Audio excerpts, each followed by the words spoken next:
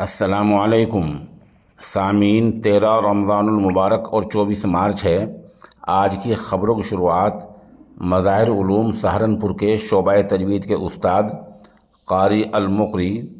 मौलाना कारी मसूद फ़लाही मज़ाहिरी की नमाज तरावीह की तिलावत कलाम पाक से की जा रही है।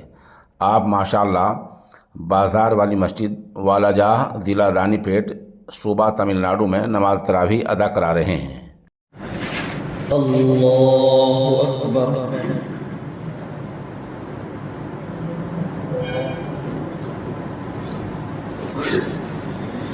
अल्हम्दुलिल्लाहि रब्बिल आलमीन अर्रहमानिर रहीम मालिकि यौमिद्दीन इय्याका नअबुदु व इय्याका नस्तईन इहदिनस सिरातल मुस्तक़ीम सिरातल लज़ीना अनअमता अलैहिम गैरिल मग़दूबि अलैहिम वलद्दाल्लीन।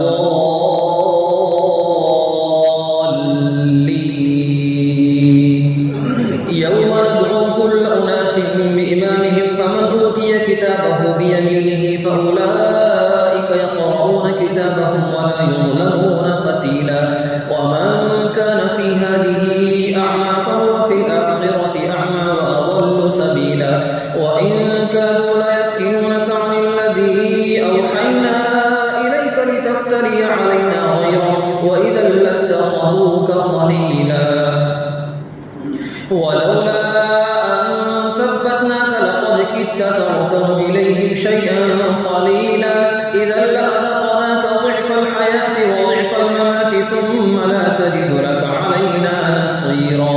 وإن كادوا ليستفزونك من الأرض ليخرجوك منها وإذا لا يلبثون خلافك إلا قليلا سنة من قد أرسلنا قبلك من رسلنا ولا تجد لسنتنا تحويلا أقم الصلاة لدلوك الشمس إلى غسق الليل وقرآن الفجر إن قرآن الفجر كان مشهودا ومن الليل فتهجد به نافلة لك عسى أن يبعثك ربك مقاما محمودا وقل رب أدخلني مدخل صدق وأخرجني مخرج صدق واجعل لي من لدنك سلطانا نصيرا وقل جاء الحق وزهق الباطل إن الباطل كان زهوقا وننزل من القرآن ما هو شفاء ورحمة للمؤمنين ولا يزيد الظالمين إلا خسارا وإذا أنعمنا على الإنسان أعرض ونأى بجانبه وإذا مسه الشر كان يئوسا قل كل يعمل على شاكلته فربكم أعلم بمن هو أهدى سبيلا ويسألونك عن الروح قل الروح من أمر ربي وما أوتيتم من العلم إلا قليلا ولئن شئنا لنذهبن بالذي أوحينا إليك ثم لا تجد لك به علينا وكيلا إلا رحمة من ربك إن فضله كان عليك كبيرا قل لئن اجتمعت الإنس والجن على أن يأتوا بمثل هذا القرآن لا يأتون بمثله ولو كان بعضهم لبعض ظهيرا ولقد صرفنا للناس في هذا القرآن من كل مثل فأبى أكثر الناس إلا كفورا وقالوا لن نؤمن لك حتى تفجر لنا من الأرض ينبوعا أو تكون لك جنة من نخيل وعنب فتفجر الأنهار خلالها تفجيرا أو تسقط السماء كما زعمت علينا كسفا أو تأتي بالله والملائكة قبيلا أو يكون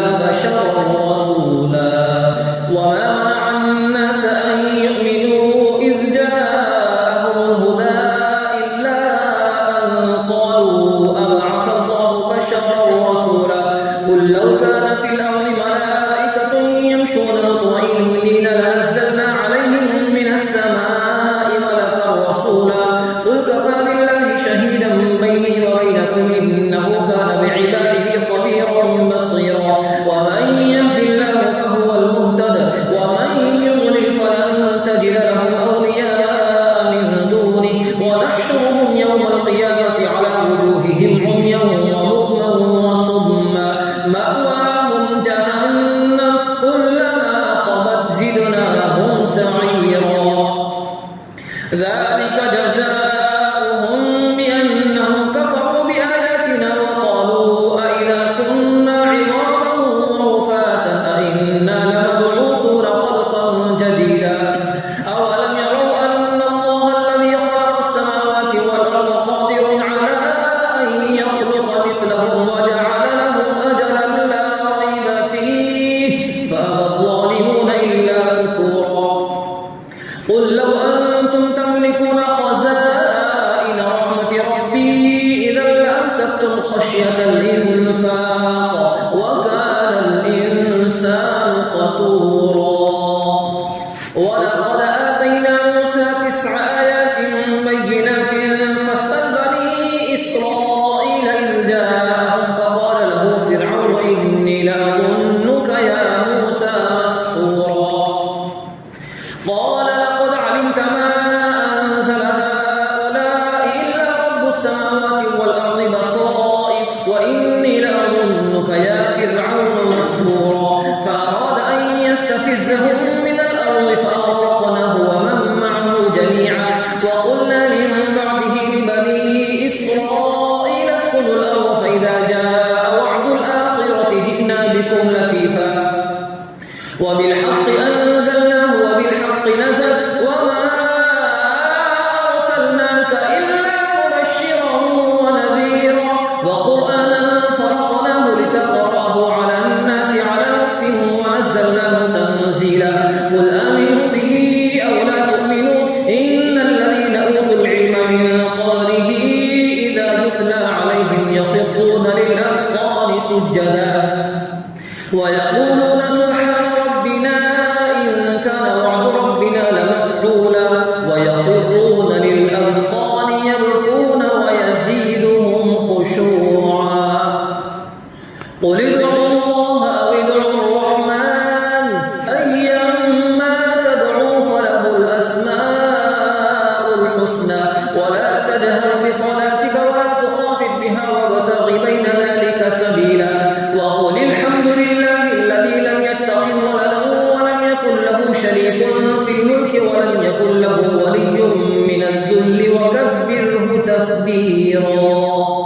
بسم الله الرحمن الرحيم الحمد لله الذي أنزل على عبده الكتاب ولم يجعل له عوجا قيما لينذر بأسا شديدا من لدنه ويبشر المؤمنين الذين يعملون الصالحات أن لهم أجرا حسنا ماكثين فيه أبدا وينذر الذين قالوا اتخذ الله ولدا ما لهم به من علم ولا لآبائهم كبرت كلمة تخرج من أفواههم إن يقولون إلا كذبا فلعلك باخع نفسك على آثارهم إن لم يؤمنوا بهذا الحديث أسفا إنا جعلنا ما على الأرض زينة لها لنبلوهم أيهم أحسن عملا وإنا لجاعلون ما عليها صعيدا جرزا أم حسبت أن أصحاب الكهف والرقيم كانوا من آياتنا عجبا إذ أوى الفتية إلى الكهف فقالوا ربنا آتنا من لدنك رحمة وهيئ لنا من أمرنا رشدا فضربنا على آذانهم في الكهف سنين عددا ثم بعثناهم لنعلم أي الحزبين أحصى لما لبثوا أمدا نحن نقص عليك نبأهم بالحق إنهم فتية آمنوا بربهم وزدناهم هدى وربطنا على قلوبهم إذ قاموا فقالوا ربنا رب السماوات والأرض لن ندعو من دونه إلها لقد قلنا إذا شططا هؤلاء قوم اتخذوا من دونه آلهة لولا يأتون عليهم بسلطان بين فمن أظلم ممن افترى على الله كذبا وإذ اعتزلتموهم وما يعبدون إلا الله فأووا إلى الكهف ينشر لكم ربكم من رحمته ويهيئ لكم من أمركم مرفقا وترى الشمس إذا طلعت تزاور عن كهفهم ذات اليمين وإذا غربت تقرضهم ذات الشمال وهم في فجوة منه ذلك من آيات الله من يهد الله فهو المهتد ومن يضلل فلن تجد له وليا مرشدا وتحسبهم أيقاظا وهم رقود ونقلبهم ذات اليمين وذات الشمال وكلبهم باسط ذراعيه بالوصيد لو اطلعت عليهم لوليت منهم فرارا ولملئت منهم رعبا وكذلك بعثناهم ليتساءلوا بينهم قال قائل منهم كم لبثتم قالوا لبثنا يوما أو بعض يوم قالوا ربكم أعلم بما لبثتم فابعثوا أحدكم بورقكم هذه إلى المدينة فلينظر أيها أزكى طعاما فليأتكم برزق منه وليتلطف ولا يشعرن بكم أحدا إنهم إن يظهروا عليكم يرجموكم أو يعيدوكم في ملتهم ولن تفلحوا إذا أبدا وكذلك أثرنا عليهم ليعلموا أن وعد الله حق وأن الساعة لا ريب فيها إذ يتنازعون بينهم أمرهم فقالوا بنوا عليهم بنيانا ربهم أعلم بهم قال الذين غلبوا على أمرهم لنتخذن عليهم مسجدا سيقولون ثلاثة رابعهم كلبهم ويقولون خمسة سادسهم كلبهم رجما بالغيب ويقولون سبعة وثامنهم كلبهم قل ربي أعلم بعدتهم ما يعلمهم إلا قليل فلا تمار فيهم إلا مراء ظاهرا ولا تستفت فيهم منهم أحدا ولا تقولن لشيء إني فاعل ذلك غدا إلا أن يشاء الله واذكر ربك إذا نسيت وقل عسى أن يهديني ربي لأقرب من هذا رشدا ولبثوا في كهفهم 300 سنين وازدادوا 9 قل الله أعلم بما لبثوا له غيب السماوات والأرض أبصر به وأسمع ما لهم من دونه من ولي ولا يشرك في حكمه أحدا واتل ما أوحي إليك من كتاب ربك لا مبدل لكلماته ولن تجد من دونه ملتحدا واصبر نفسك مع الذين يدعون ربهم بالغداة والعشي يريدون وجهه ولا تعد عيناك عنهم تريد زينة الحياة الدنيا ولا تطع من أغفلنا قلبه عن ذكرنا واتبع هواه وكان أمره فرطا وقل الحق من ربكم فمن شاء فليؤمن ومن شاء فليكفر إنا أعتدنا للظالمين نارا أحاط بهم سرادقها وإن يستغيثوا يغاثوا بماء كالمهل يشوي الوجوه بئس الشراب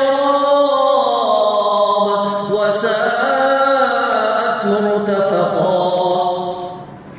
إن الذين آمنوا وعملوا الصالحات إنا لا نضيع أجر من أحسن عملا أولئك لهم جنات عدن تجري من تحتهم الأنهار يحلون فيها من أساور من ذهب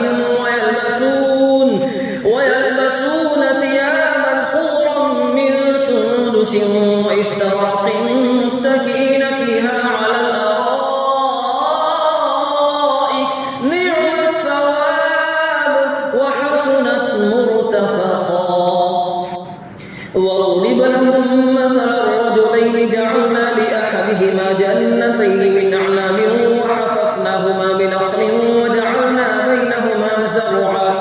كلتا الجنتين آتت أكلها ولم تظلم منه شيئا وفجرنا خلالهما نهرا وكان له ثمر فقال لصاحبه وهو يحاوره أنا أكثر منك مالا وأعز نفرا ودخل جنته وهو ظالم لنفسه قال ما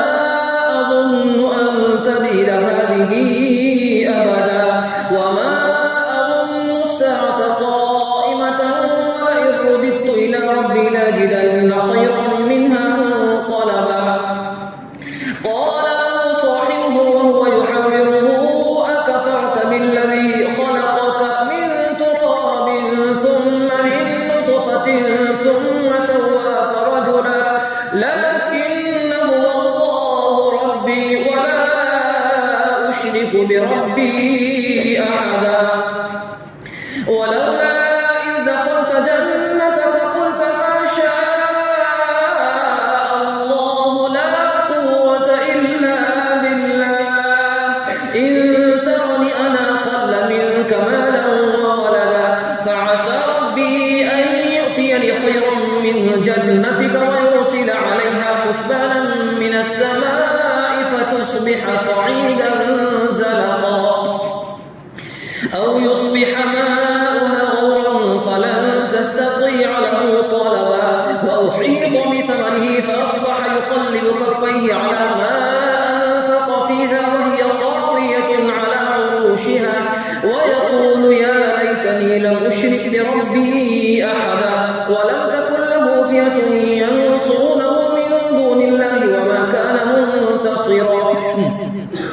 هنالك الولاية لله الحق هو خير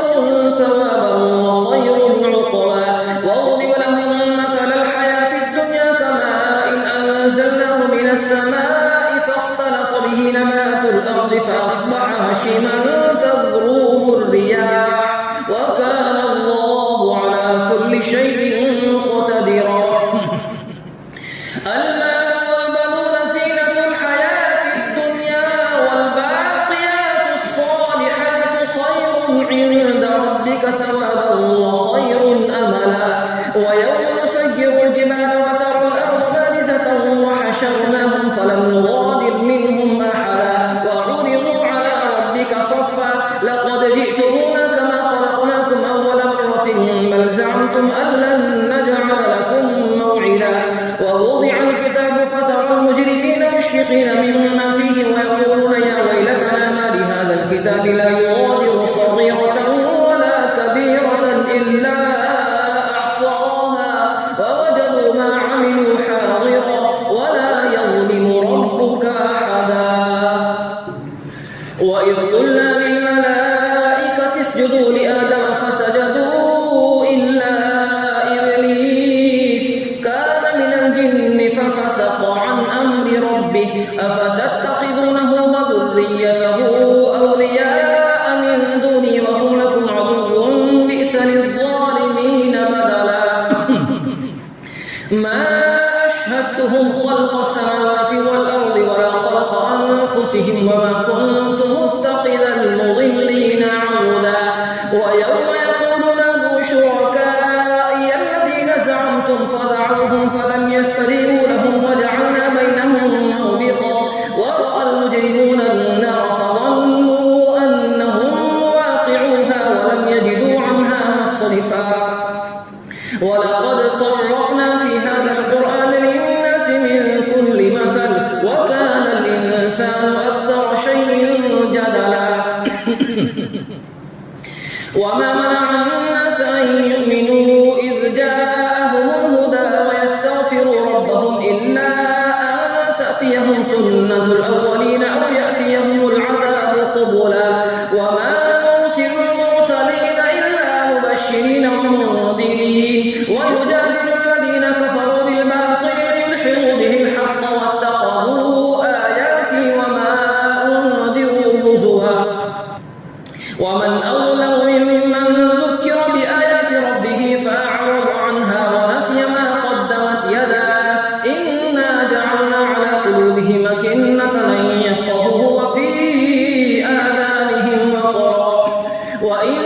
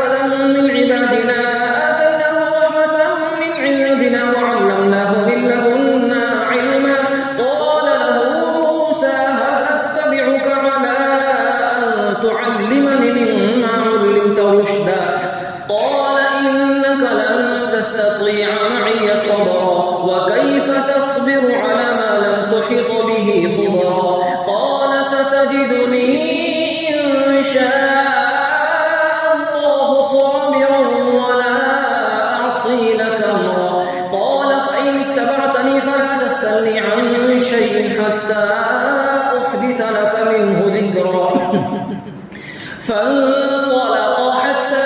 إذا ركبا في السفينة خرقها قال أخرقتها لتغرق أهلها لقد جئت شيئا إمرا قال إنك لن تستطيع معي صبرا